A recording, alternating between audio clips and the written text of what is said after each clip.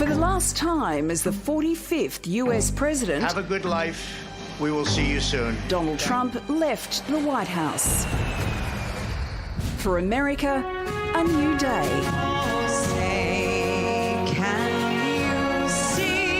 Ladies and gentlemen, the President-elect of the United States, Joseph Robinette Biden Jr. and Dr. Jill Biden. What you are all about to be part of, America, is a historic moment of firsts. I, Kamala Devi Harris. Joseph Robinette Biden Jr. do solemnly swear. That I will well and faithfully discharge. Preserve, protect, and defend the Constitution of the United States. So help me God. So help me God. This is America's day. This is democracy's day. A day of history and hope, of renewal and resolve. We've learned again that democracy is precious. Democracy is fragile. And I ask every American to join me in this cause. Uniting to fight the foes we face: anger, resentment and hatred, extremism, lawlessness, violence, disease, joblessness, and hopelessness. With unity, we can do great things, important things. And we must meet this moment as the United States of America. When day comes, we ask ourselves, where can we find light in this never-ending shade? The loss we carry, a sea we must wade. We've braved the belly of the beast. We've learned that quiet isn't always peace, and the norms and notions of what just is isn't always just is. We lay down our arms so we can reach out our arms to one another. We seek harm to none and harmony for all. Let the globe, if nothing else, say this is true. That even as we grieved, we grew. That even as we hurt, we hoped. That even as we tired, we tried. That we'll forever be tied together, victorious. Not because we will never again know defeat, but because we will never again sow division. For there is always light if only we're brave enough to see it, if only we're brave enough to be it. Well, Michael Williams has been waiting for what seems like forever for this interview, and he joins us now. Michael, what was it that stood out to you about today's inauguration?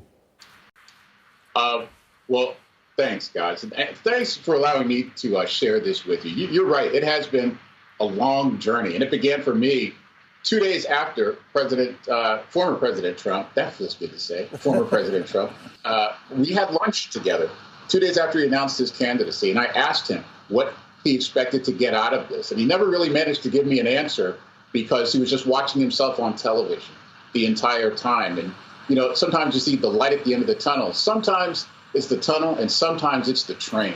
And I could see what was going to happen at that moment. You could see how bad it was going to be. But today, if the day that Joe Biden was declared the Electoral College victory, I was here in Washington, D.C., and we reported that day that it was so much of a celebration. Today was a liberation. It was an exhortation. There was really a sense that this thing is real and we might still be able to pull this thing off. So what stood out to me was that this happened, and it's not guaranteed, but it happened anyway. And a lot of us are really, really grateful that it did, not only here, but around the world. Michael, it was a great moment for women seeing Kamala Harris become vice president, but you have to admit that the breakout star of the show was the young poet Amanda Gorman. Where the heck have you been hiding her? Well, we have a bunch of them, okay? We just don't like to give them to you all at the same time. We have more even, okay? There's only so much I can take of this type of genius, okay? And we don't like to spring it on you and overwhelm you. But Amanda Gorman, what a superstar. The poise, the grace, what we would call in our family an old soul. She's been on the planet a long time, but her soul's been here for quite a while. I was looking at her Twitter account just after she gave that magnificent performance, and her Twitter account was gaining followers at more than 1,000 followers per second. She is someone that I told my son as we were watching together, she's someone that you are going to know for the rest of your life. He's 27 years old, she's 22. We're going to all know her for a long, long time. And what an introduction on this, maybe the most special inauguration of my lifetime. Donald Trump wants you to know that he has more Twitter followers than her, maybe the most ever. I don't know. But we're not completely done with Trump, I suppose, because 70% of self-identifying Republicans do believe this election was stolen. They believe that. So can you put those goggles on for a moment? What do you think today looked like through those eyes? Well, look, Donald Trump, we're not done with Donald Trump because he is going to be a force as long as he can open his mouth. For followers of him, I mean, look, I think it was a sad and bitter day. But there's a large part of the Trump following that doesn't even really know that it happened. I tuned into the other conservative network, Fox News, I'll say their name, and it was as if it didn't happen. We have a running joke here that on CNN, lead story, Biden inaugurated. On MSNBC, Biden inaugurated. On the Cartoon Network, Biden inaugurated. Animal Planet, Biden inaugurated. Fox News, care for your dry elbows. 24-hour elbow channel, Biden inaugurated. You know, it's just like how high and how deep the news silos have become. Michael, given the fear that something terrible could actually happen during this inauguration, how relieved are you that it went as smoothly as it did? It's a relief.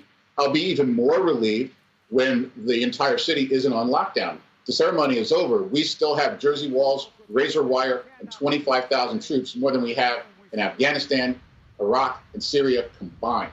So I don't know how we get to the point where we can stand back and say that we're absolutely safe and secure in this city. But for the day, for the moment, I am so glad that nothing happened that would take away from the majesty and the relief and the exhilaration and the sense of possibility that came with this inauguration of Joseph Biden and Kamala Harris. Long road ahead, Michael. No doubt we'll see you many times along the way. Thank you very much for your reflections. I'll be there every step of the way. Thanks so much, guys. From expert opinions to in-depth analysis and reporting, the Project YouTube brings you the biggest stories from Australia and around the globe. Hit the subscribe button now for news delivered straight to your feed.